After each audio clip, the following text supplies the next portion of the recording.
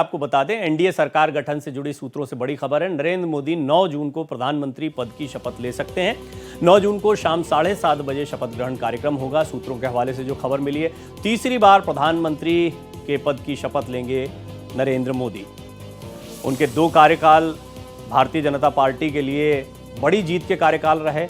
तीसरा कार्यकाल जो है वो एनडीए के लिहाज से, क्योंकि एनडीए के बड़े चेहरे के तौर पर थे, गठबंधन के साथ में वो लड़े और तेलुगु देशम पार्टी, जनता दल यूनाइटेड जैसे उनके जो सहयोगी दल हैं वो इस बार बड़ी ताकत के साथ आए हैं। बिहार में जनता दल यूनाइटेड ने कमाल किया, तो आंध्र प्रदेश में तो तेलुगु देशम पार्टी की बल्ले बल्ले रही। और कई राजनीतिक विश्लेषकों का मानना है कि प्रधानमंत्री मोदी का चेहरा, बीजेपी का साथ, ये टीडीपी के काम आया है और ऐसे में वो केंद्र की राजनीति में पूरा सहयोग बीजेपी का करेंगे। जनता दल यूनाइटेड के तमाम नेताओं का कहना है कि वो मजबूती के साथ खड़े हैं। समर्थन का जो पत्र था वो राष्ट्रपति को सौंप दिया गया है और इसकी तस्वीरें भी आपने देखी। प्रधानमंत्री मोदी, नीतीश कुमार, इनकी मुलाकातें लगातार होती रहीं। अब कयासों का बाजार लगातार गर्म है। इसमें सबसे बड़े सवाल ये हैं कि आपने देखा केसी त्यागी जब पत्रकारों से बात कर रहे थे तो उन्होंने अग्निवीर योजना के बारे में कुछ कहा और उन्होंने कहा कि हाँ, इसमें सुधार होने चाहिए और अब हम चाहेंगे कि इनको फिर से देखा जाए। और इसी तरीके से तेलुगु देशम पार्टी की बात करें तो बार्गेनिंग के मामले में चंद्रबाबू नायडू को बड़ा नेता माना जाता है। गठबंधन की राजनीति में पहले भी ये देखा गया है कि चंद्रबाबू नायडू अपनी पार्टी के लिए मजबूत मंत्रालय, मजबूत पद मांगते हैं। लोकसभा स्पीकर जैसे महत्वपूर्ण पद पर उनकी नज़र है। ये सारी चीज़ें भी सामने आ रही। तो इस सब के बीच में बीजेपी की कितनी चुनौतियां होंगी, आने वाला जो कार्यकाल है वो कितना चुनौतियों से भरा होगा, ये बहुत सारे सवाल हैं। लेकिन ये 16 अदर्स क्या है, ये समझना बड़ा दिलचस्प है। बहरहाल सूत्रों के हवाले से कुछ और खबरें मिल रही, वो भी आपके सामने रख देता हूं। पड़ोसी देशों के प्रमुख भी शपथ ग्रहण समारोह में हिस्सा लेंगे। बांग्लादेश की पीएम शेख हसीना को आमंत्रण दिया गया है। सूत्रों के हवाले से ये खबर मिली है। देखिए, 9 तारीख को प्रधानमंत्री तीसरी बार शपथ लेते जा रहे हैं और इस बीच में कई बड़े नेताओं को आमंत्रित किया गया है, जिसमें शेख हसीना को आमंत्रण दिया गया है। साथ ही साथ मॉरिशस के पीएम परविंद जुगनाथ को भी आमंत्रण दिया गया है। नेपाल के प्रधानमंत्री पुष्प कमल दहल प्रचंड को भी न्योता दिया गया है। भूटान नरेश जिग्मे खेसर नामग्याल वांगचू को भी आमंत्रण दिया गया है। श्रीलंका के राष्ट्रपति रानिल विक्रमसिंघे को भी आमंत्रित किया गया है। तो पड़ोसी देशों को बुलाया गया है और पड़ोसी देशों में पाकिस्तान शामिल नहीं है, ये आप देख सकते हैं। बाकी देशों के साथ अच्छे रिश्ते हैं, पड़ोसियों के साथ अच्छे रिश्ते हैं, एक ये भी संकेत दिया जा रहा है।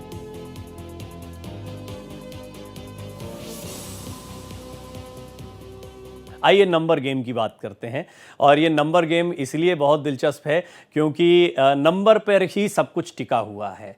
अब नंबर 292, सबसे पहले तो आपने देखा कि एनडीए के साथ में 292 सीटें दिखाई देती हैं, लेकिन ये एनडीए के साथ में दिखाई देती हैं। 240 सीटें बीजेपी के पास हैं, यानी कि 32 सीटें पीछे पूर्ण बहुमत से अपने दम पर 32 सीटें। अब बाकी के 2 बड़ी पार्टियों की बात करते हैं तो इनमें तेलुगु देशम पार्टी और जनता दल यूनाइटेड, ये 2 बड़ी पार्टियां हैं। टीडीपी के पास 12 सीटें हैं तो जनता दल यूनाइटेड के पास 7 सीटें हैं।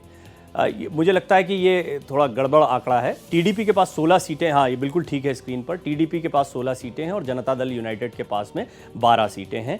और अगर शिंदे की बात की जाए तो 7 सीटें उनके पास हैं और चिराग पासवान की बात की जाए तो 5 सीटें उनके पास हैं और अन्य सहयोगी जो हैं वो 2 सीटों के साथ में हैं। तो ये कुछ तस्वीर दिखाई देती है 292 की। अब 234 के नंबर गेम की बात करते हैं तो इसमें कांग्रेस जो है वो 99 सीटों पर है। समाजवादी पार्टी ने बड़ा कमाल कर दिया, उत्तर प्रदेश में 37 सीटें जीतकर इतिहास रच दिया। समाजवादी पार्टी की एक सबसे बड़ी कामयाबी देखने को मिली अखिलेश के नेतृत्व में। तृणमूल कांग्रेस पश्चिम बंगाल में ममता बनर्जी बड़ी मजबूती से लड़ी और 29 सीटें उन्होंने हासिल की, बड़ा मार्क है। तमिलनाडु सबकी निगाहें थी, बीजेपी को बड़ी उम्मीद थी, लेकिन यहाँ पर डीएमके का जोर चला, 22 सीटें डीएमके जीत कर लाई है।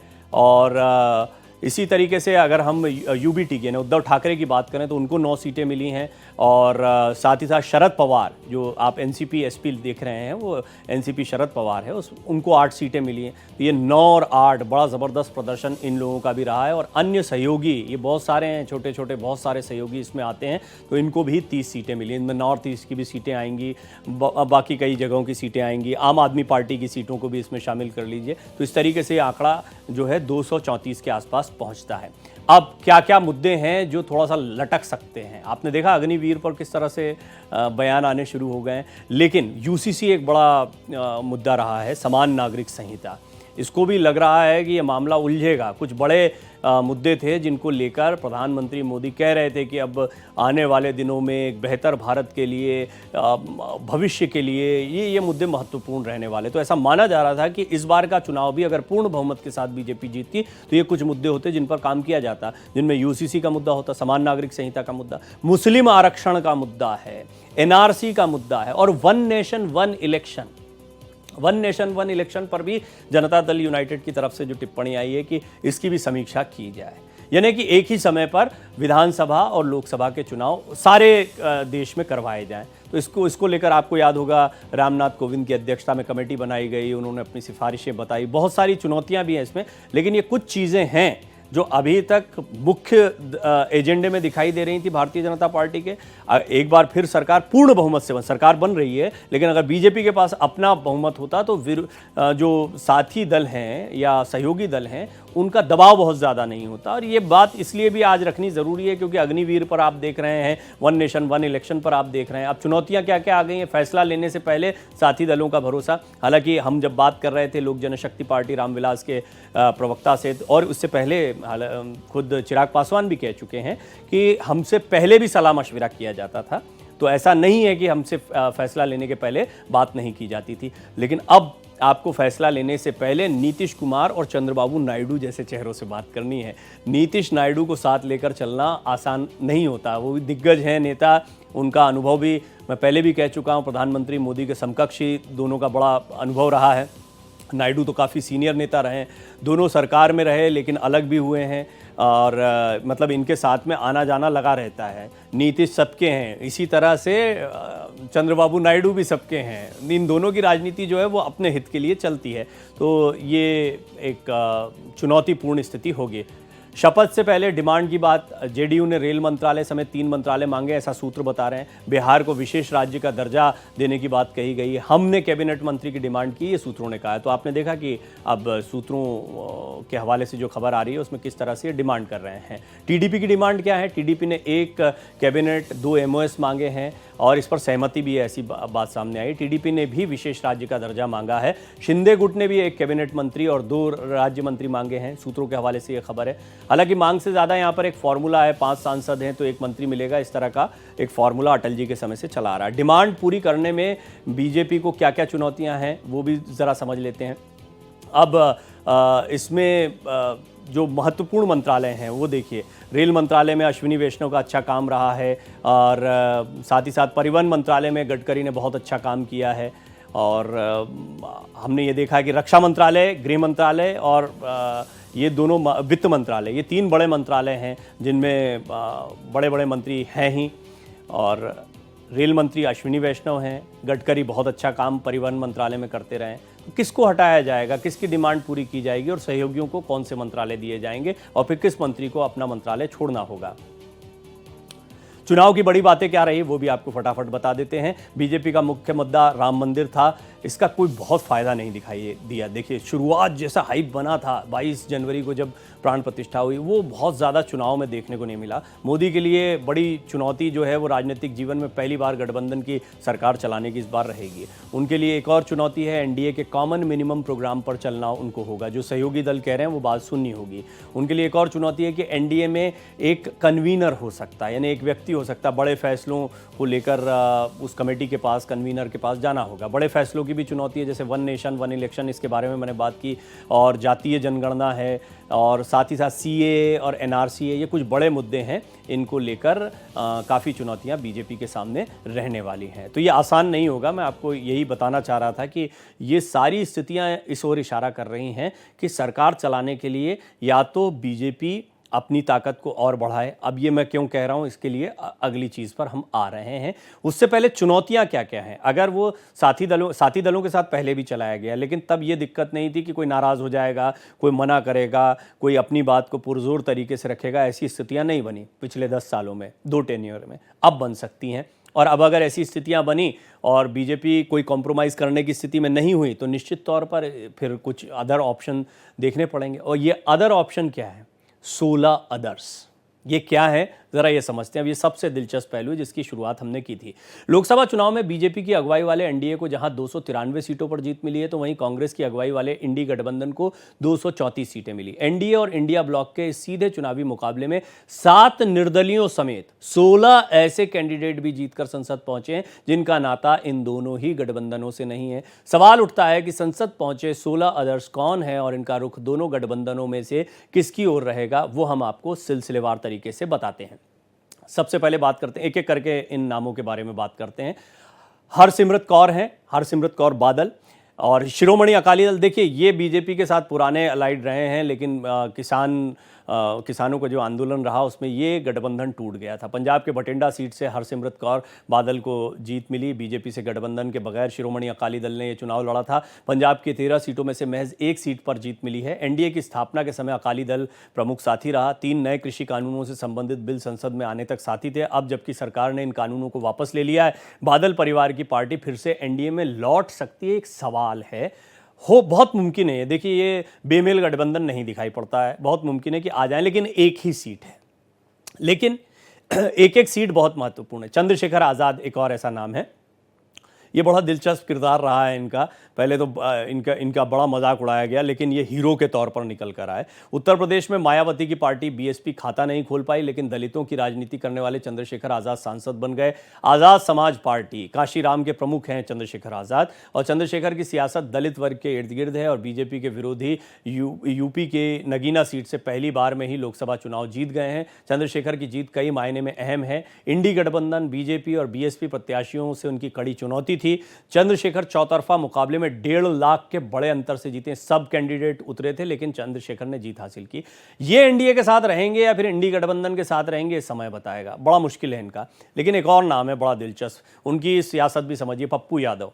बिहार के पप्पू यादव की पहचान एक संघर्षशील नेता के तौर पर है। पूर्णिया से चुनाव जीत गए वो। इस चुनाव में उन्होंने साबित भी कर दिया। पूर्णिया सीट से निर्दलीय जीते हैं पप्पू यादव। 6ठी बार संसद पहुंचे हैं। निर्दलीय उम्मीदवार पप्पू की 3री बार जीत हुई है और तीनों ही बार वो पूर्णिया से ही जीते। पप्पू यादव ने जन अधिकार पार्टी भी बनाई थी। चुनाव से पहले पार्टी का कांग्रेस में विलय किया। पूर्णिया सीट से चुनाव लड़ने का ऐलान किया। पूर्णिया की सीट आरजेडी के खाते में चली गई। पप्पू यादव ने निर्दलीय ही विजय पताका यहां पर फहराई। पप्पू की पत्नी रंजिता रंजन कांग्रेस की नेता हैं। इंडिया ब्लॉक की ओर से पप्पू का झुकाव हो सकता है, हुआ भी था पहले, लेकिन जिस तरीके से सीटों का बंटवारा हुआ, आरजेडी को ये सीट दे दी गई थी, उससे वो नाराज हो गए थे।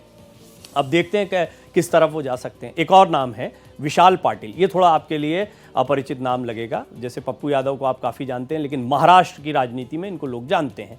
विशाल पाटिल की बात करते हैं। महाराष्ट्र के पूर्व सीएम वसंत दादा पाटिल के पोते हैं विशाल पाटिल। वसंत दादा पाटिल का बड़ा नाम रहा। सांगली सीट से ही निर्दलीय सांसद निर्वाचित हुए हैं।